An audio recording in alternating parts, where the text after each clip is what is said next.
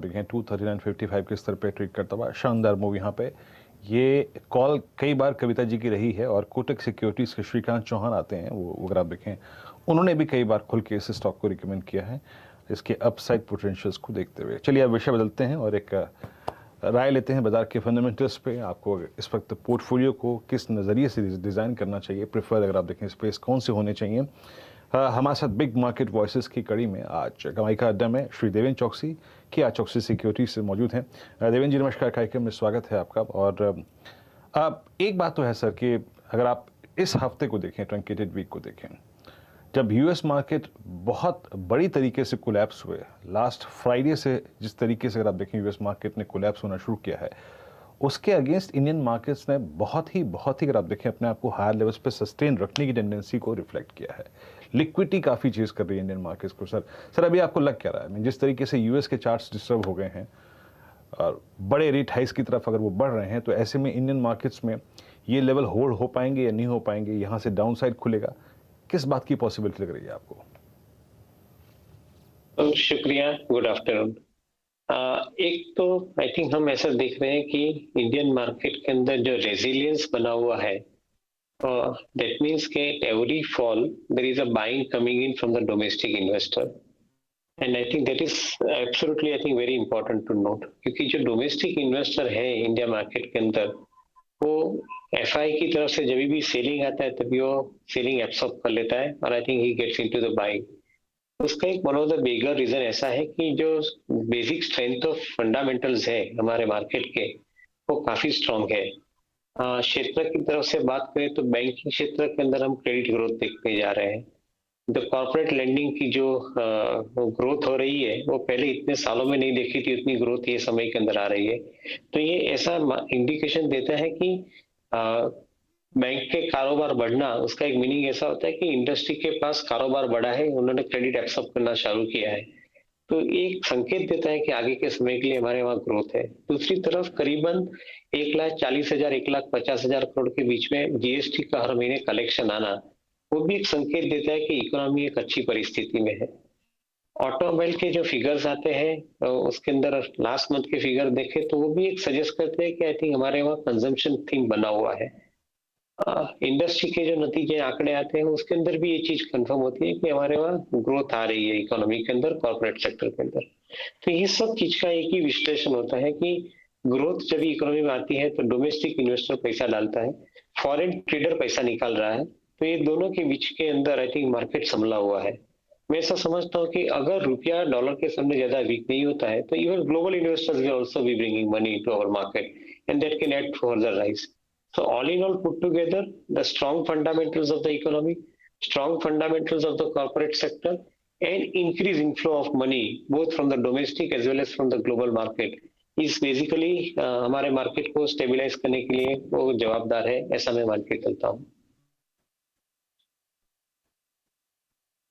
बाकी और सर एक और चीज़ देवेंद्र जी, मतलब इस साल CY22 में जब इंडेक्सेस काफ़ी हद तक अगर आप देखें भटके हुए नजर आए, कभी इधर कभी उधर, स्पेशली हमने 15,133 की 183 की ट्रैजेक्टरी को भी देखा। Right now we are at 17,543, बहुत स्टेबल में बहुत शानदार प्राइस परफॉर्मेंस वाले देने वाले स्पेस रहे ऑटो। अभी कुछ देर पहले हम ऑटो की बात कर रहे थे। कैपिटल गुड्स ऑल अगर आप देखें, I mean company with in the capital goods, L&T, siemens, ABB, Cummins, सब ने अच्छा मूव दिया। L&T के नंबर्स इस बार काफ़ी अच्छे खासे रहे। एक एक करके छेड़ते हैं। आपको क्या लगता है मीन कि वो बहुत अच्छा सुनहरा दौर, एक बड़े लॉन्चेस, बड़े अगर आप देखें आपके बुकिंग्स, फेस्टिवल सीजन, क्या ऑटो ने पूरा कैप्चर कर लिया है प्राइस में, या फिर आपको लगता है कि नहीं, अभी एटलीस्ट फेस्टिवल सीजन तक या फिर दिवाली तक ये मूव कंटिन्यू करेगा ऑटो का? के अंदर जो कंजम्पशन बढ़ा है उसको एक शुरुआत हुई है, क्योंकि अलग अलग माध्यम से देखें, कमर्शियल व्हीकल सेगमेंट को सबसे पहले चुनते हैं। वहाँ पे इंफ्रास्ट्रक्चर के अंदर जो स्पेंडिंग हो रहा है उसके हिसाब से कमर्शियल व्हीकल की डिमांड बढ़ी है। दूसरी तरफ इंडस्ट्री के अंदर जो लॉजिस्टिक मोमेंट की इंक्रीज एक्टिविटी हो रही है उसके साथ में डिमांड बनी हुई है। तीसरी तरफ देखें तो जो PLI के स्कीम के अंदर जो नई इंडस्ट्रीज आ रही है उसके साथ में आई थिंक कमर्शियल व्हीकल का ग्रोथ होना जरूरी बनता है। और last but not the list I think the scrappage policy का इम्प्लीमेंटेशन होना कमर्शियल व्हीकल की डिमांड के लिए एक अच्छा संकेत है। तो all in all put together आप एक चीज को दूसरा जोड़ लीजिए, फार्म सेक्टर का आउटपुट, फार्म सेक्टर के अंदर ग्रोथ बनने से I think commercial vehicle movement has also started happening in the rural India. So I think all these factors are responsible for increasing the demand for commercial vehicles. Passenger vehicle की demand increase करने के लिए मूलभूत जो जवाबदार कारण है उसके अंदर रोड का डेवलपमेंट होना। पहले हमारे भारत वर्ष में आई थिंक कोई भी जगह पहुंचना तो रोड की अवेलेबिलिटी नहीं थी। आज today roads are available and as a result of which higher amount of increased activity on the road has started happening, transportation has started happening, passenger vehicle की डिमांड बहुत वहां से बढ़ी है। जो टू व्हीलर सेगमेंट है वो जो अभी तक परफॉर्म नहीं कर पा रहे थे वो भी उसने परफॉर्म करना शुरू किया है, क्योंकि रूरल इंडिया के अंदर जो हिसाब से इनकम बढ़ी है फार्मर्स की, जो हिसाब से क्रॉप का प्रोडक्शन बढ़ के आ रहा है, तो rural India is also generating higher amount of demand for two wheelers. मेरा ऐसा मानना है कि ऑटोमोबाइल क्षेत्र is a direction provider and possibly consumption in the auto sector is basically suggesting that we will be having a sustainably higher amount of demand.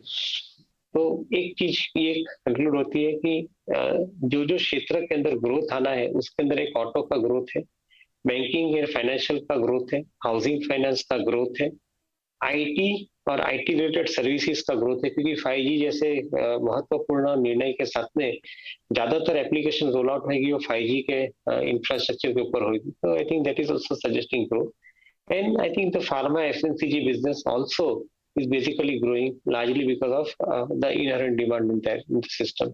So I would think that I think overall economic progress बढ़ने के साथ में कंपनियों या क्षेत्रों को sector को I think growth बढ़ने की एक ज्यादा अपॉर्चुनिटी मिलती है, and that is where investors are basically making money also after investing into them.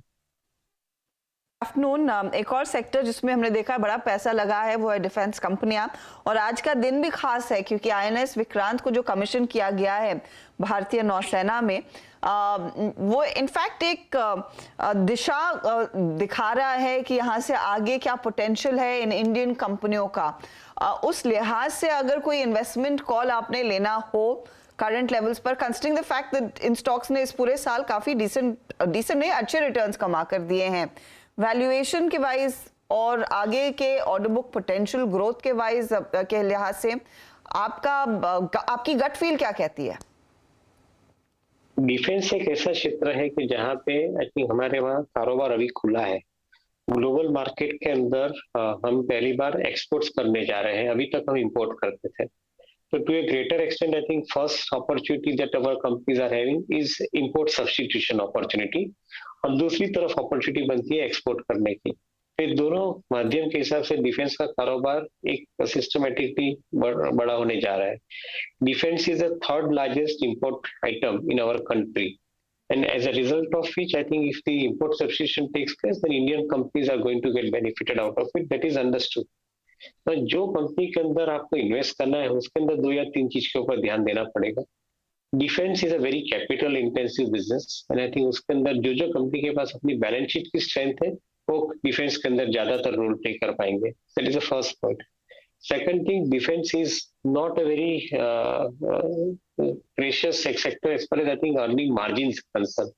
Most of the companies will make margin out of defense, I think on a larger bulk and larger or bulk supply उसके ऊपर margin कमाएंगे, ना कि fat margin कमाने को मिलेगा। तो ये चीज के ऊपर ध्यान रखते हैं। तो फ्यू ऑफ द कंपनीज, और डिफेंस के अंदर तीसरा मोस्ट इंपॉर्टेंट पॉइंट ये है कि जो भी बिजनेसेस डिफेंस के अंदर प्रोडक्ट्स डिफेंस के अंदर एक्सेप्ट होती है उसका एक साइकिल टाइम रहता है एक्सेप्टेंस के लिए 5 या 7 साल का। उसके बाद में I think those products are getting accepted in defence, तो एक गेस्टेशन पीरियड काफी अच्छा लंबा रहता है यहाँ पे। ये सब चीज को मिला जुला के देखो तो defence as a sector is a good long term bet, but जो इन्वेस्टर ऐसा सोच रहे हैं कि इसके अंदर आपको हर सालाना 30 से 50% का कारोबार के अंदर ग्रोथ आएगा, तो शायद वो नहीं आए। मैं ऐसा मानता हूँ कि 15-20% का ग्रोथ का एक्सपेक्टेशन के साथ में आप डिफेंस के अंदर इन्वेस्ट करते हैं तो अगले 4 या 5 साल के अंदर आपकी कैपिटल दुगनी से ज्यादा बनती है, तो आपको मार्गदर्शन मिलता है यहाँ से। देवेंद्र भाई, फाइनली मैं, क्योंकि आप ऑटो पर जिक्र कर रहे थे और ऑटो में रियली क्लियरली टू व्हीलर बिक्री के आंकड़े ये इंडिकेट कर रहे हैं और जो एस्कॉट्स के आंकड़े हैं कि रूरल इनकम थोड़ी सी बेहतर होती हुई दिखाई दे रही है। उससे रिलेटेड कोई और थीम जो आप इस समय पकड़ना चाहेंगे? क्या ये एक्सट्रापोलेट करें सीमेंट कंपनियों के आगे, क्या डिमांड बढ़ती हुई दिखाई दे सकती है? क्या एफएमसीजी में भी ये प्ले आउट होगा वॉल्यूम्स में? Building material and supply business I think is a big opportunity, क्योंकि हाउसिंग डेवलपमेंट के साथ में जुड़ा हुआ ये विषय है। एक तरफ हाउसिंग फाइनेंस कंपनी के लिए अच्छा समय है, दूसरी तरफ बिल्डिंग मटेरियल सप्लाई के लिए एक अच्छा समय है, क्योंकि हाउसिंग जैसे जैसे आगे बढ़ती है तो ये दोनों चीज की जरूरत पड़ती है। तो ये दो क्षेत्रों को आप इन्वेस्टमेंट के हिसाब से जोड़ सकते हैं। हाउसिंग फाइनेंस कंपनी के अंदर ज्यादातर विश्वास इसलिए भी है कि करीबन 20% के आसपास का क्रेडिट ग्रोथ उनका बना हुआ है, और अगले 5 साल के लिए तो एटलीस्ट आई थिंक एक क्लैरिटी बनी हुई है कि housing finance business will at least continue to grow at 20% rate of growth. तो ये एक बड़ी अपॉर्चुनिटी मैं समझता हूँ रहेगी। बिल्डिंग मटेरियल सेगमेंट के अंदर आई थिंक सीमेंट से लेके टाइलिंग से लेके प्लम्बिंग मटेरियल से लेके इलेक्ट्रिकल केबल्स एंड फिटिंग्स के साथ में जुड़ते हैं बिजनेस को, और इवन वाइट गुड्स को जोड़ते हैं। तो मेरे को ऐसा समझ में आता है कि ये कारोबार को भी आई थिंक आगे के समय के लिए डिमांड का सिचुएशन काफी स्ट्रांग रहेगी। Now that does not mean that every company will have the same opportunity to make money also, because most of these companies would also have higher amount of cost to absorb, and I think on a distribution scale they can make money. So we'll have to be very selective about, I think, some of the companies which I have mentioned within those sectors. Some of the companies will have to be selected, and that's where I think possibly investor will make money. But as a direction, these two areas, the housing finance business and the building materials business, I think these two areas जो real estate के समय जुड़े हैं उसके अंदर हमें एक अच्छी पॉसिबिलिटी दिख रही है आगे के समय के लिए इन्वेस्टमेंट में ग्रोथ लाने की। शुक्रिया हमारे लिए समय निकालने के लिए। तो अपॉर्चुनिटीज कई सारी, लेकिन बस आपको थोड़ा सा एक्सट्रापोलेट करना है। रियल एस्टेट से जुड़ी हुई थीम, कुछ ऑटो कंपनियां, और अगर आप डिफेंस को लेकर बुलिश हैं तो लंबा समय का ये निवेश